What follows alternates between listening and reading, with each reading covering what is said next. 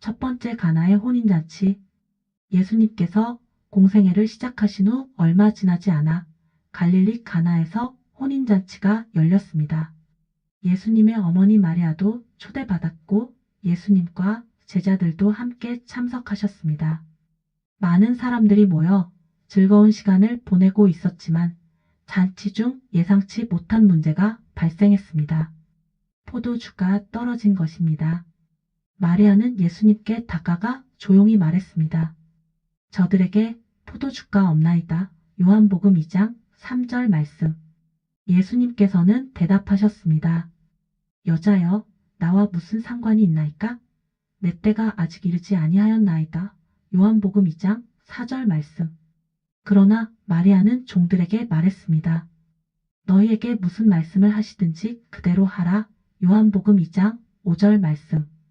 그곳에는 유대인의 정결 예식을 위한 돌 항아리 6개가 있었습니다. 예수님께서는 종들에게 말씀하셨습니다. 항아리에 물을 채우라. 요한복음 2장 7절 말씀. 종들은 순종하여 항아리에 가득 물을 채웠습니다.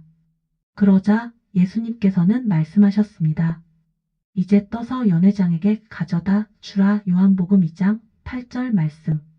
종들이 그대로 하였더니 연회장은 그 물이 최고급 포도주로 변한 것을 깨닫고 깜짝 놀랐습니다. 그는 신랑을 불러 말했습니다. 사람마다 먼저 좋은 포도주를 내고 취한 후에 낮은 것을 내거늘 그대는 지금까지 좋은 포도주를 두었도다. 요한복음 2장 10절 말씀. 이것이 예수님께서 행하신 첫 번째 기적이었습니다. 이로써 예수님의 영광이 드러났으며 제자들은 그를 믿게 되었습니다. 이 기적은 단순히 물이 포도주로 변한 사건이 아닙니다. 예수님께서는 우리 삶 속에서도 부족함을 채우시고 가장 좋은 것으로 주실 분이십니다.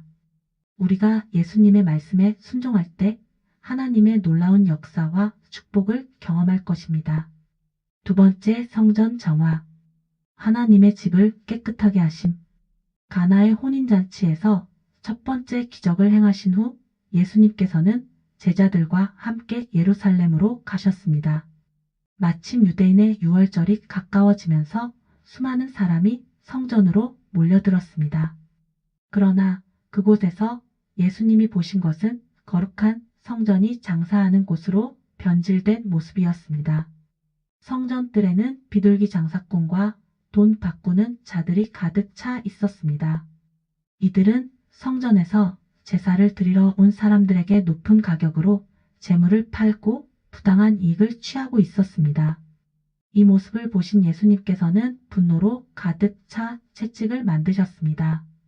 예수께서 노끈으로 채찍을 만드사 성전에서 양이나 소를 다 내쫓으시고 돈 바꾸는 자들의 돈을 쏟으시며 상을 엎으시고 비둘기 파는 사람들에게 이르시되 이것들을 여기서 가져가라. 내 아버지의 집으로 장사하는 집을 만들지 말라. 요한복음 2장 15에서 16절 말씀. 성전은 기도하는 곳이 되어야 하지만 사람들이 탐욕으로 인해 하나님의 집을 더럽히고 있었습니다. 제자들은 이 장면을 보며 성경의 말씀이 떠올랐습니다. 주의 집을 위하는 열심히 나를 삼키리라. 시편 69편 9절 말씀. 이 모습을 본 유대인들은 예수님께 질문했습니다. 당신이 이런 일을 행하니 무슨 표적을 보이시겠나이까? 요한복음 2장 18절 말씀. 예수님께서는 놀라운 말씀을 하셨습니다. 이 성전을 헐라 내가 사흘 동안에 일으키리라. 요한복음 2장 19절 말씀. 유대인들은 당황하며 말했습니다. 이 성전은 46년 동안 지어졌거늘 내가 3일 만에 다시 세우겠느냐? 요한복음 2장 20절 말씀. 그러나 예수님께서 말씀하신 성전은 돌로 된 건물이 아니라 자신의 몸을 가리킨 것이었습니다. 예수님은 부활을 통해 참된 성전이 되실 것이었습니다. 우리의 마음도 하나님의 성전입니다. 우리는 탐욕과 죄로 인해 성전을 더럽히지 말고 거룩한 성전으로 깨끗하게 보존해야 합니다. 하나님께서 거하시는 곳을 깨끗이 하며 주님의 뜻을 따라 살아가야 합니다. 세 번째, 니고데모와 거듭남의 비밀. 예수님의 기적과 가르침이 많은 사람들에게 알려지면서 유대인의 지도자 중 한 사람인 니고데모가 예수님을 찾아왔습니다. 그는 바리새인이며 사내들인 공회원이었기에 다른 사람들의 시선을 의식하여 밤에 조용히 예수님을 찾아왔습니다. 그는 예수님께 말했습니다. 랍비여, 우리가 당신은 하나님께로부터 오신 선생인 줄 아나이다. 하나님이 함께하지 아니하시면 당신이 행하는 이 표적을 아무도 할 수 없음이니이다. 요한복음 3장 2절 말씀.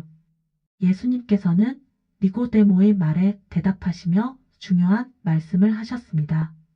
진실로 진실로 내게 이르노니 사람이 거듭나지 아니하면 하나님의 나라를 볼 수 없느니라.